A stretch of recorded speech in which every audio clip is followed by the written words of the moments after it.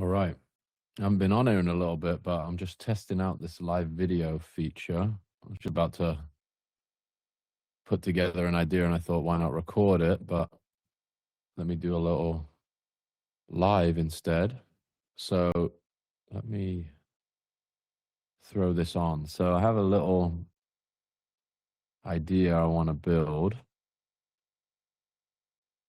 Let me get a little screen share going here. So I'm fairly new to this stuff, but I'm sure if you're on the internet enough, you know what Claude Code is, or you've come across it in the news or similar. And I figured I'll do a little demo here of my working knowledge of it. I'm figuring out as I go too, but I've essentially been building these little proof of concepts, and I have an idea for one right now that I think is kind of an interesting thing to prototype and follow along with. So I'm just going to try and talk through it as I do it. So the first part of this, Claude Code, I have the desktop app here, which is what I'm sharing. And what you see here is the project location, essentially. So these things, one of the biggest barriers, or one of the things that's most difficult about this, is this kind of file management system that works on GitHub, which is kind of this internet standard for managing code bases, right? So it's a reasonably interface, and I spent a lot of time on the internet. I still found it extremely intimidating to begin with. So let me throw up a GitHub window here to try and explain that before we get into it. So let me go back right to the top. So this is GitHub. This is where your profile is here, essentially. So you'll, like any other site, you'll go in, you'll make a profile, and then you have a blank version of this. So this thing here is kind of a log of all the contributions you've made, all the code that you've pushed. So as you can see, like my first was February 5th, almost exactly a year ago, last year, and then 6 months of inactivity. And then now these tools are getting so much better, and it's kind of allowing you to jump past that huge hurdle of learning learning how to interface with this by just typing code. These tools have just come a long way. So you can essentially like hobble your way to effectiveness by using some of these better tools. So this is the profile, and this keeps track of basically everything that you're contributing to these projects that you started. So set up a profile, and then what you're going to do is set up a repository. So this will be where the code base for the thing that you're working on will live. Okay, so the idea here I have is, let me just call this punk comp. So I have this idea based on something I just saw on Twitter that I thought would be interesting. If you guys remember some of these really early internet sites that allowed you to pick between two options to rank something. And I'm gonna try and create a version of that with CryptoPunks project, which some of you may be familiar with and some of you likely not, depending on how close you've been to this this crypto art world. But okay, I'm just going to create this repository here, and it's empty. Okay, so my profile, this is where the repository is. There's nothing in here. So I go back now to, let's find it. Go back to Claude Code over here. Where are we? Window. Okay. Claude Code. So I'm back in here, and essentially now I've skipped a step here. So what you'll need to do once you have this installed is you'll connect your GitHub account to Claude Code. Okay. So basically that means there's a line of communication between Claude and your GitHub profile and all the repositories that are in there. So now, because this is connected, we should be able to search for No, I just need to refresh this probably. Okay, so this is what I just created, okay, punk comp. And this cloud environment, let me check this. You'll be walked through that when you set this up for the first time. I don't remember exactly what that is. So when you're working, though, on this cloud environment, it's pushing this to a live environment as opposed to developing it locally on your machine and then you moving it to a server of some sort. So let me now try and articulate what this idea is. So I will go over to this other tab. Okay, so if you're not familiar, this is one of the more notable, more notorious crypto art projects. It's called CryptoPunks. It's 10,000, a collection of generative images. Okay, so you'll have seen them if you're on Twitter or elsewhere where people use them as profile pictures, but it's an art project that essentially generated these 10,000 characters with all these different attributes.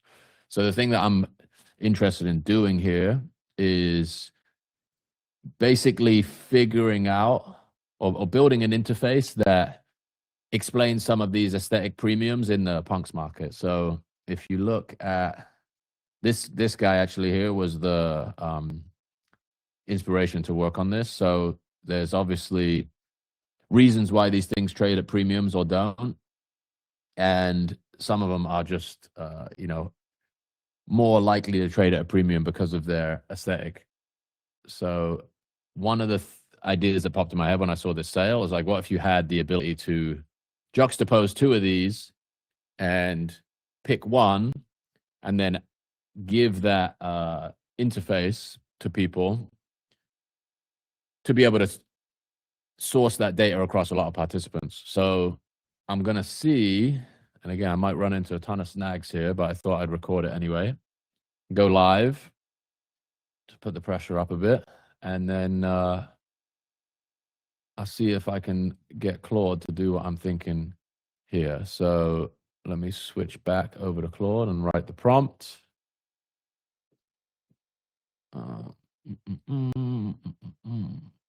Window, here we go. Okay, so I'm back in Claude. I'll say I would like to build a web application that, I'm going to articulate this, that presents two random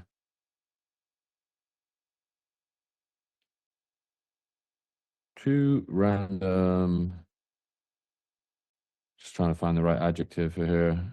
Maybe it'll work if I just say this, two random CryptoPunks from the collection of 10,000, allowing users to make a selection of one of the punks presented, then storing that information in order to build a database that sorts punks by their aesthetic premiums. Let's think if I have anything else on here. So it should be an incredibly simple UI. Basically, you're pulling these two random images, you put them into an interface, people pick them, and then the only two views required will be the voting and the chart of the basically the aggregate inputs from all voters. And then what this should do, Claude has this thing called plan mode. It's going to ask me some questions to make sure you have everything you need to build this. what it should do now when we press enter is it'll start to think in plan mode and give us maybe ask questions based on what I've spec'd, and then we can further refine the direction, and then hopefully it doesn't make any mistakes when it builds it. So I hit enter, and then it should run. Hello, everyone, by the way. There was a chat in here too. This is the first time I'm using the Mighty Networks thing. Hello. Adil, Juan, Martin, Suraj, Triple Optics, Pepin, Satya, how are you, mate? Good to see you. I'm, I've been messing around in this world for a little bit of time, trying to figure out, honestly, some of the VV stuff on the curriculum side is incredibly. I'd actually be curious for everybody's take on this or feedback on this. Is now these LLMs exist. Some of the education stuff is just has pivoted so hard into these, like, what are the right questions to ask? And I've been trying to figure that out for a long time, but I've also been in a very intense period of my personal life. So apologies for the long break. But this is, outside of the last couple of years, VV has really been focused on this crypto art direction. We shipped a lot of projects that we're proud of, but the sort of infrastructure that exists around these AI models now and how that shapes the next phase of visualized value is something that's very fascinating to me. So I think, if this is interesting, I'll just start doing a little bit more riffing. I'm also sort of leaning towards this, like, do it in real time and see what people are interested in. Hey, Ramiro, thank you very much. Yeah, self-checkout. We just did that in Miami in December. It was good fun. Okay, here we go. So we're back at it. We got Claude asking a couple questions here. So how should I source the images? Options include using the on-chain data, Larva Labs images, or a public API. Do you have a preferred source? I don't really. For ranking, do you want a simple win-loss or a proper ELO rating where beating a highly ranked punks gives more points than beating a low-ranked one? ELO tends to produce better rankings faster. Okay, interesting. So maybe we'll do that. So 1, no preference, just use the fastest one. 2,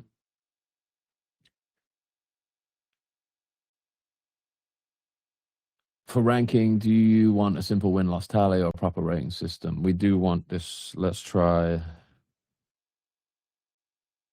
Scott, yeah, I know that's been like a big gap, and it's almost like feels like a totally separate world, but to me, it's like a very natural evolution of the VV stuff based on this idea of these images being the core kind of sort of the nucleus of the VV practice. So these things function as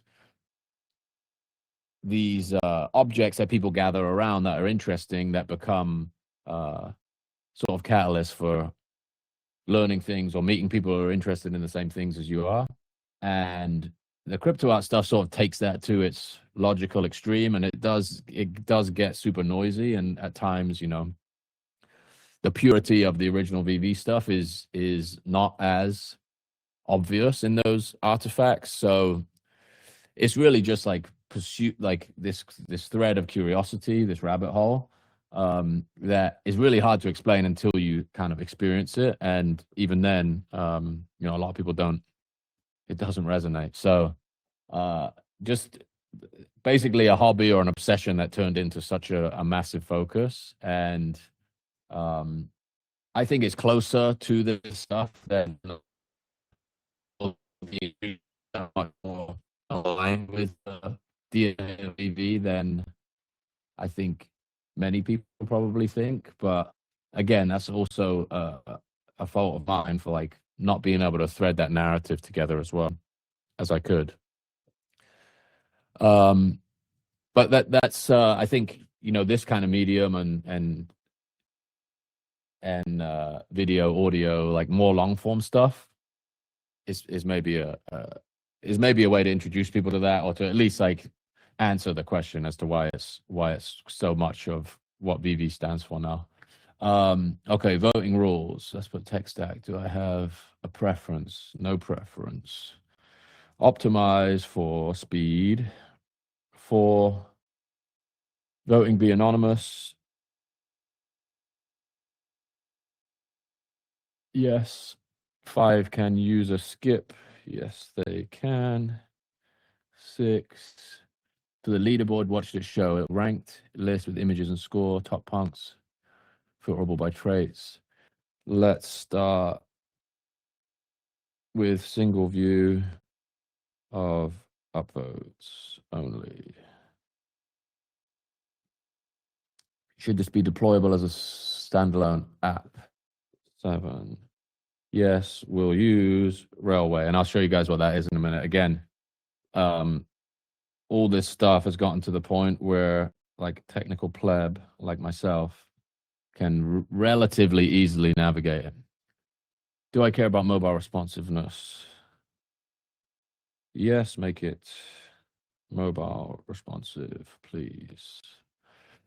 Okay, using some extra tokens by being polite to the model there.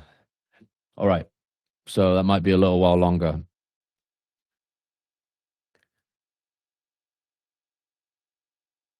What's funny is I think there's also, I don't know if you guys saw this, but let me actually, while this is loading, I'll share another example of a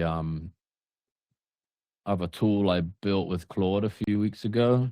You may have seen it if you have the if you subscribe to the VV Substack, but it's here. And this is a really simple tool that basically takes advantage of the amount of information that you've already given to an LLM. So over the past maybe 6 months or so, a lot of these models have moved to cataloging all of your interactions and the context they have about you and your business and the things you're thinking about and struggling with is pretty significant. So the idea here is this really simple set of prompts, which basically mines that context back out of the LLM based on the interactions you've already had. So funnily enough, the most copied prompt, which I guess makes sense in hindsight because it's so aligned with the VV distribution and the types of interests of anybody that might be following VV, is this permission prompt. So based on what you know about me, what do you think I'm waiting for permission to do, and whose permission am I waiting for?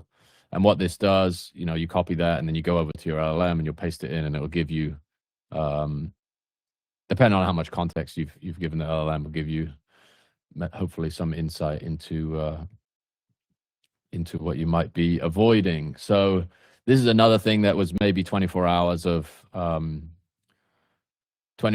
tweaking and tinkering with the Claude prompt, and you know, it's kind of remarkable how far you can get with at least these like simple tools. I know there's a lot of examples out there of people building these like huge software stack. I'm not really at that level, at least not at the moment. I'm just sort of these ideas that are kind of stuck at this point of like, I'm not able to implement them technically, but they're not things that you would necessarily hire people to help you with. I've just found some, it's been like fun, creative practice to knock these things out. So let's see if Claude is back working here. How do you build something like that by Claude in your style? So the like the typography and the color and everything, the VV style. You know, a lot of it, maybe I can show that in this next iteration, but just using the right language, and I can paste some of those things. I can paste some of those things into the VV into the mighty networks. But sometimes you can, well, let me say that again.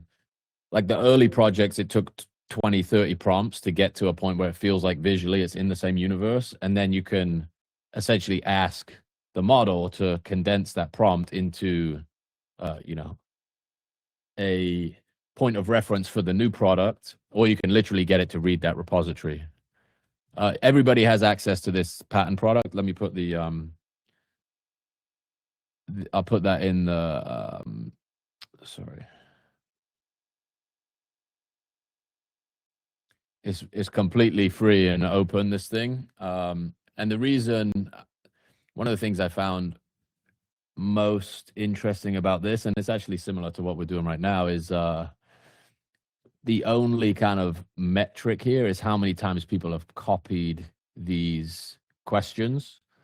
So you're not asking for a login. That's one of the things that's like the weight of like requiring a login or asking people for that degree of, hey, sign up via email, put this authentication in, make a new password. For these small tools, it feels like the amount of friction you're adding there is kind of slowing down the potential adoption of these things, or slowing down the amount of feedback you might be able to get in a short period of time. So that's been my preference on these early ones, is just to sort of make them totally open and then try and come up with these interesting little interaction patterns where you can surface something, or try and like have something, make it feel alive, or make it feel like, you're able to organize the information based on what's resonating with people. So in the same way that watch time or views or likes on a social network are the things that that the platform's optimized for, this is just like a really simple take on that idea. Okay, where are we at? DM Sands, nice. Yeah, we like DM Sands, Dave. That's actually I like this. There's this font called Departure Mono. It's free, I think. You can go download it, and it's just not a Google font, so you don't get that clean load like a Google font. So let me go back to Claude and see where we're at. He's still working. So if you see now, this is the answers we gave to plan question above. So it's installing a database, setting up a project. Let me download the sprite sheet, build the app. Got the sprite sheet. Sorry, guys, hang on. I've got phones ringing.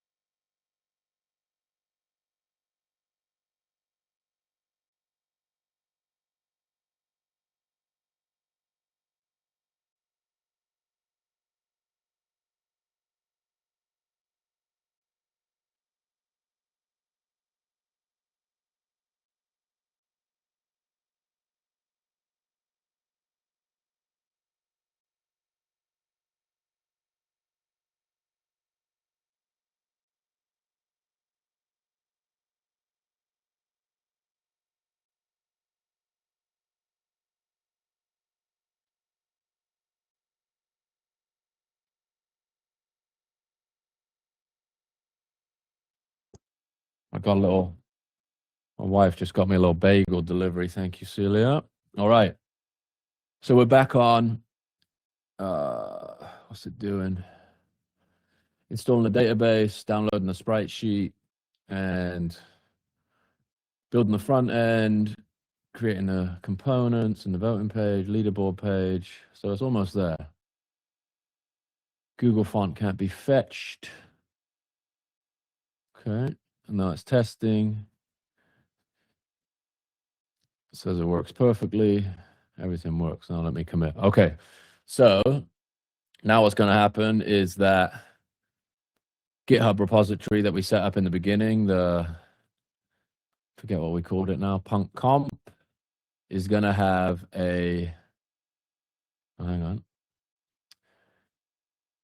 is going to push these changes to that, and then we're going to have to hook it up to a another product that basically takes that code and stages it in a live environment and gives you a URL with which you can access it. So it says it's done. So let me switch views one more time. Where am I? Where am I? All right, here we go. So if I go over back to GitHub, you see here that there's now stuff in here, right? So 1 minute ago, 1 minute ago, 1 minute ago, all of this code that Claude wrote is now in that repository. So I may get some of this technical description right because I'm wrong, sorry, because I'm like amateur mode on here, but all of this content here is basically, I think maybe we set this up publicly. Yeah, I'm pretty sure it's public. So open source software, you can come in and download this and run it locally on your machine, or you can contribute to this project by saying, I want to build a feature, and then submitting your code changes that notify whoever runs the project, and then they can incorporate it. But besides the point for a second now, what we're going to do is go to this other service called Railway. I don't even know how to describe this, but if you know of Vercel, they're basically these like virtual hosting environments. So the thing that really made it difficult for me to participate in this stuff is kind of all the infrastructure and getting from, I mean, even from like a design or a Figma prototype into a local web page that runs was not possible for me to do by myself. But very recently that has changed. And then the idea that you can take this local prototype into a secure web environment and host it and send people to a URL, again, without some of these managed services, like up until very recently, only a service like Shopify or these like CMS platforms that are built for a consumer were how I would interact with publishing stuff on the web. So this is called Railway. Again, my technical description of it would be like the layman description, at least as I understand it, is this code that you've produced and pushed to GitHub.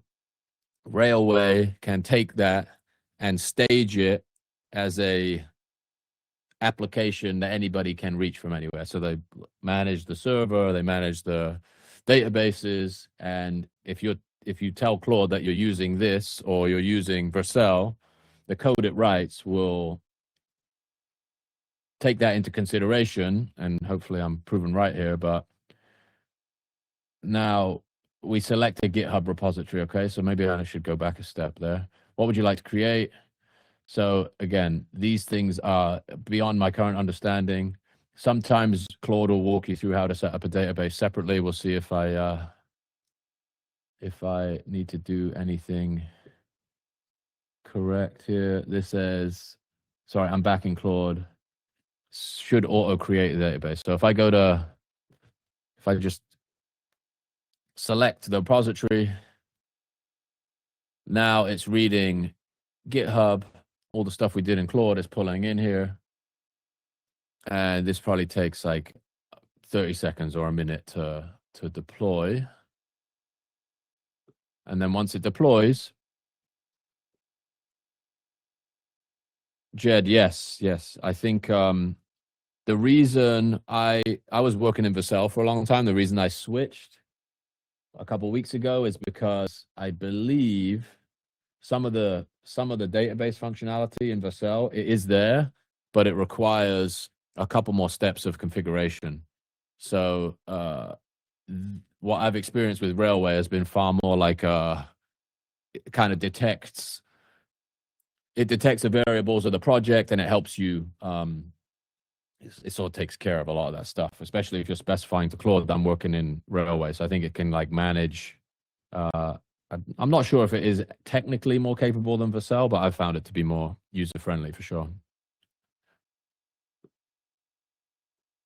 Yeah, I hear that. Once you scratch the itch of it, I've been working actually on this little branding project for a friend of mine, and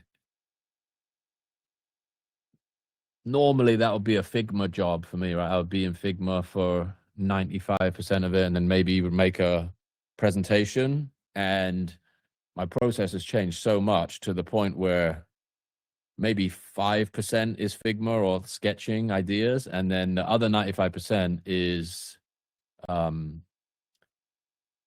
literally talking to a model. And these like long conversation, I can't share that yet. It's under NDA, but the most unbelievable prompt in that whole process, after I'd gotten to this point where it's like a microsite that presents the brand and the output, this prompt I wrote right at the end was like, can you go back to the top of this chat, review our entire conversation, and turn that into a timeline of the creative process? So all the decisions we made, all the things we threw out, all the considerations that were made along the way. And this was for a name and a logo type. And the page it produced was just unbelievable. Like back in my agency days, that would have been, weeks of work. And even the like context that would be lost in a process like that. I'll recreate it somehow on something that I can actually share, but that kind of blew my mind. And the most painful thing ever in agency world was always making case studies. This idea that you're once the work is finished, you have to go back and make the thing look all the thinking visible in hindsight. And that's why I switched to this internet practice where you just sort of do it in real time. But I remember that being so painful in agencies, and now this thing remembers everything, and you can articulate it in such a in a way that really maybe even contrasts with the critique of these things that people are like, oh, there's no thought going into this, or there's no creativity. It's like the opposite is true when you're able to make every part of the decision tree visible. So I'll figure out a way to show that. Maybe we can even do it for this. It probably it wasn't really a lot of creative back and forth, so there's not that much compelling information to dig out. But let's see how it did. Ramiro, I mean, Claude, I think I've been hearing that for this software development stuff, apparently the new OpenAI codex is pretty strong too. But Claude, from a lot of the people that I respect technically, they seem to think Claude is pretty remarkable. But I mean, I don't think you can really go wrong. They're all ludicrously powerful at this point. Okay, all right. So apparently deployment was successful here. So we will go into the settings of this railway deployment, and we need to generate a domain. So there's a domain now. Okay, it did it. All right, so let me make sure I'm sharing the right screen here.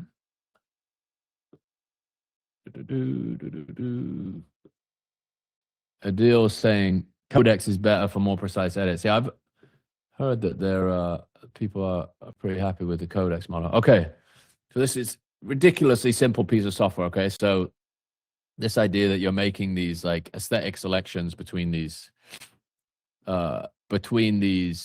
punks. So I think I need to pull the background color in because that helps a lot. Tough comparisons here.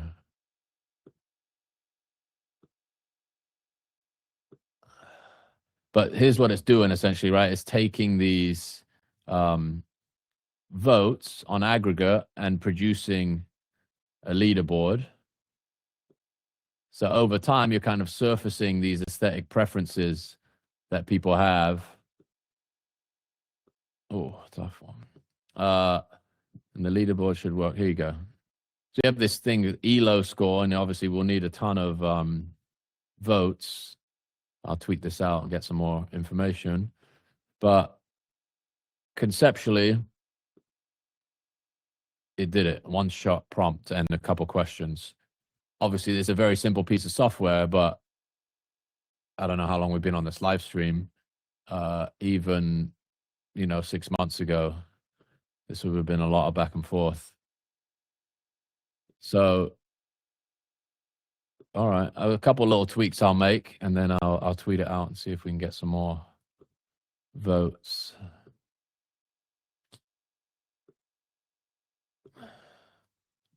All right, let me go back to Claude. So a couple of things I noticed too when we're using this is you see the boxes collapse and all the titles kind of compress in on each other. Terrible experience, makes your eyes dart around. So what I'll spec is make sure that the structure of the page doesn't change. This typography is pretty terrible. Yeah, so a couple little things that we can tweak to get it looking a little bit more legit. I will try and walk through that now. So let me switch back over to Claude. Where is it?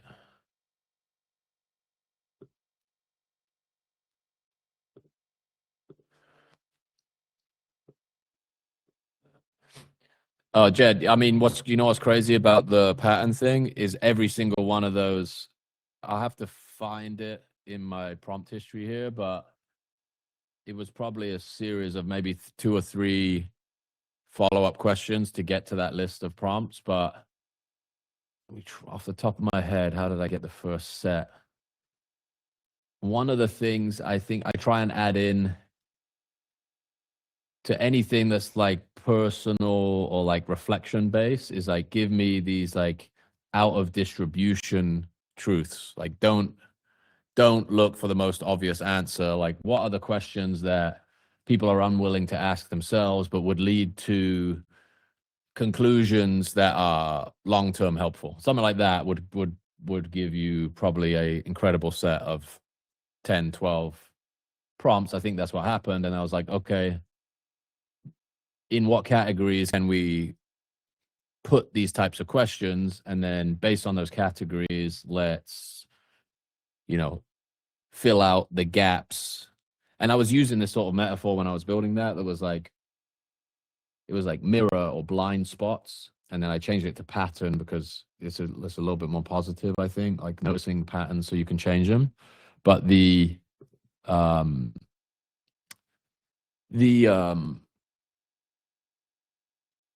that like overarching idea that everybody has a blind spot was what I kept hitting it with, is like, what are the questions that people don't ask themselves? That if you have blind spots, how would you engineer a question to surface those blind spots? But so let me try and throw this in, make some edits. Okay, we need to say that. We say the page moves when voting, collapsing the boxes that display the punks and moving all of the text elements around. Ensure nothing moves between voting states.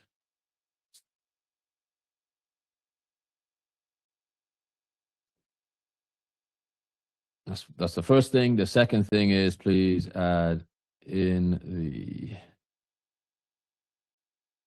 background color.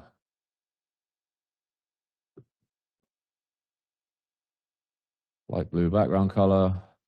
Because right now they're showing us these PNGs, and I think a lot of them have colors in them that are the same as the background. So we'll pull in the background color you saw on the original page.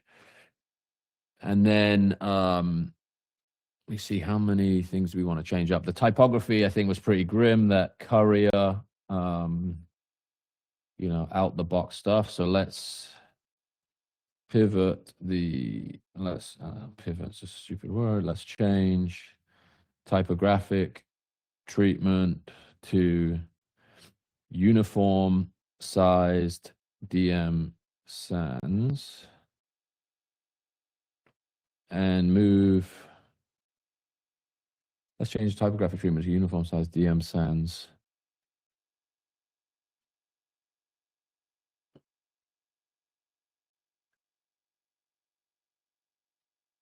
And then one last thing I would say, ensure all page elements are consistent,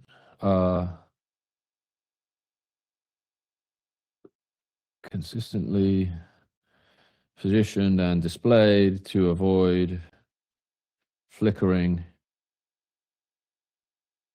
/ movement. We'll see what we get with that. I mean, you could probably put a ton more depth into this single prompt, but I like to go a little nudge at a time, because you'll get the opportunity to spot these little nuances that you can fix.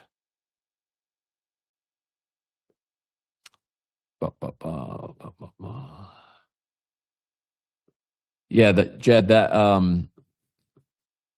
there's something I noticed in some of the VV content and language, like when you post these statements or these ideas that are kind of confronting in a way that turns people off, it's actually less helpful. Right? You're trying to like find this balance where something has the right amount of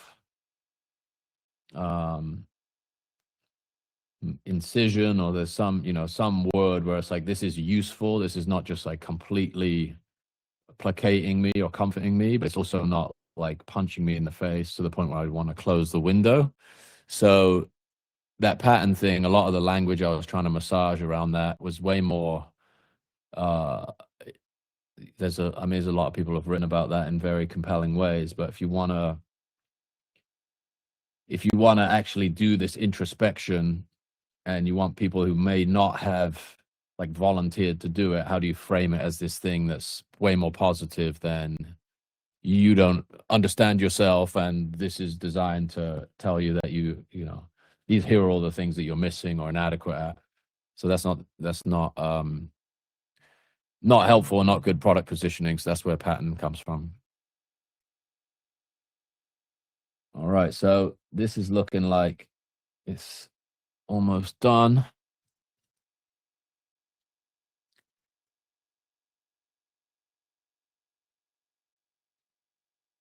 I'm curious also for anybody watching, like how much of this is new to you or interesting or useful, because I'm spending so much time in these systems, and mostly, well, until today, completely opaquely just messing around with the stuff, but I'm happy to open source the process if it's interesting.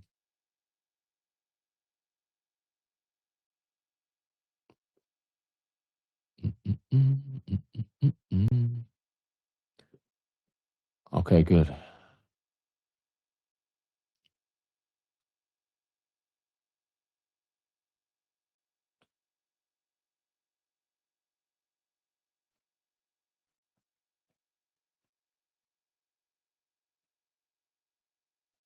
Sorry if I'm going to mute a second. I'm just unwrapping paper bag.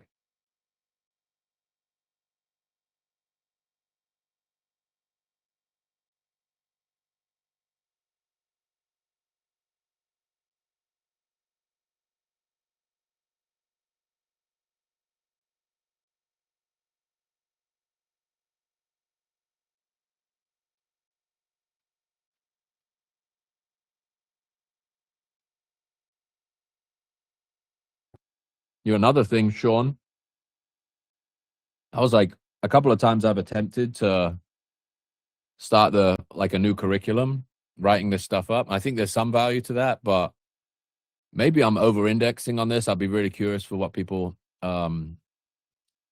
think or how you've experienced this. But the LLM, the power of these things is it discourages me from making these like static curriculums. I think there's still value in it, and it's more of a personal issue of mine that I need to figure out why I'm so blocked on it. But maybe my curiosity in playing around with these things is also just distracting me to the degree where I'm not writing it down. But there are some fundamentals, I guess, that would be useful, regardless of how fast the technology moves. Okay, so we got some changes back here. Let's have a look.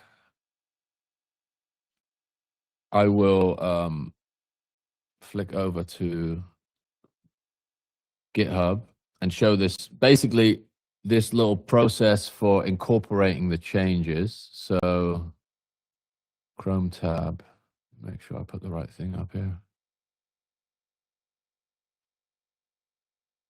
GitHub. I'll navigate back to it. So go back up to the repository that we were in before here. It says there's an update a minute ago, but here's the interesting thing here. This took me ages to figure out. Embarrassing. But oh, maybe it did just automatically push it. I can't figure out why. You know, sometimes these things will require you to merge them. So you have to go in and say, yeah, I approve these changes. And then the Railway, the hosting, but is listening to this constantly. So whenever this gets changed, Railway will pick up the new deployment. So it should show here. Yeah. So 2 minutes ago is when Claude pushed the changes, and this automatically writes a summary of the changes you made and deploys it to GitHub. Railway picks it up, and then we go back into this. And then I need to, okay, share this tab instead. That worked. And then this is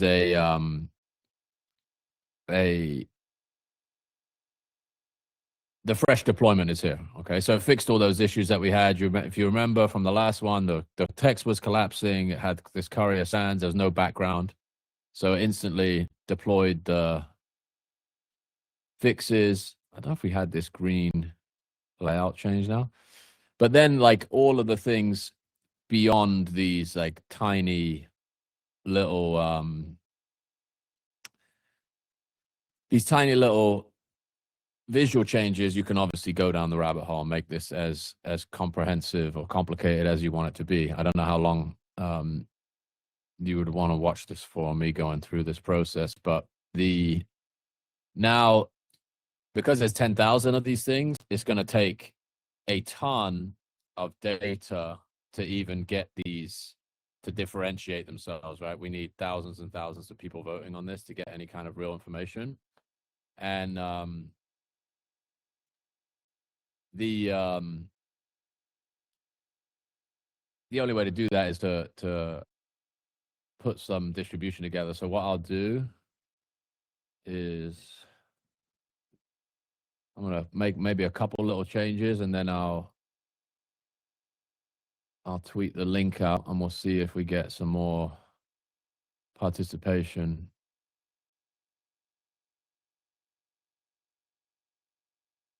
Okay, let me just do that right now. I think it's good enough.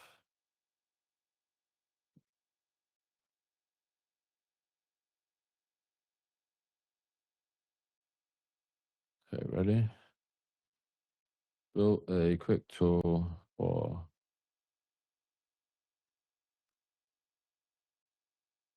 crowdsourcing aesthetic premium.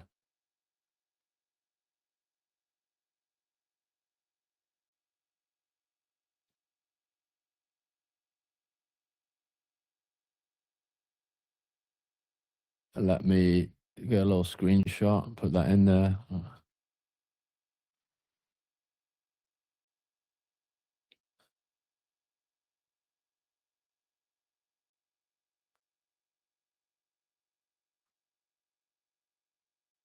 Actually, we don't need the whole thing, do we? Just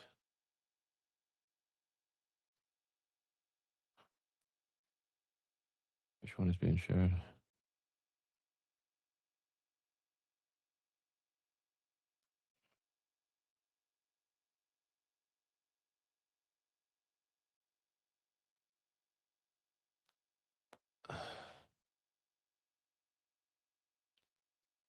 Okay, so we'll see if we get anybody to participate, and I will.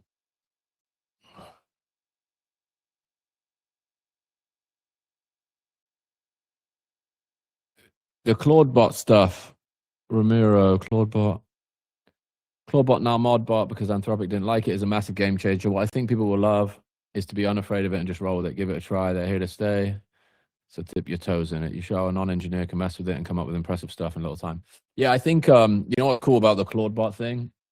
The one thing I've found interesting or useful about that, and the maybe the more like philosophical departure, is it you can use it as like a firewall to the internet. So one thing that I started using it for was like at 8 a.m. every day, send me a distillation of like the hive mind of Twitter or Instagram. And that I found extremely powerful and almost, stopped me having to go on Twitter for the, the hour I would normally spend on Twitter in the morning. It already kind of does that. Part of my, if you want to call it an artistic practice, is like paying attention to all of that information constantly. It's like I want those input, or I crave those inputs, and I sort of use that as maybe it's a justification for where the material comes from when I want to produce work, right? It's like what are the inputs, what are people thinking about, how can you throw something into the network that reflects what they are all thinking about. And the Claudebot thing, the first kind of iteration that I'm playing around with is this like, send me the summary of the mood of the day and let me use that to create a piece of work. So that to me, I think is interesting. More philosophically, it's like fetch things from the internet instead of just going and hanging out there. And that's very useful for if you can disintermediate the amount of time you're spending messing about on these things. So let me see. Now I tweeted it out, right? We'll see. We can go back to Railway actually and see the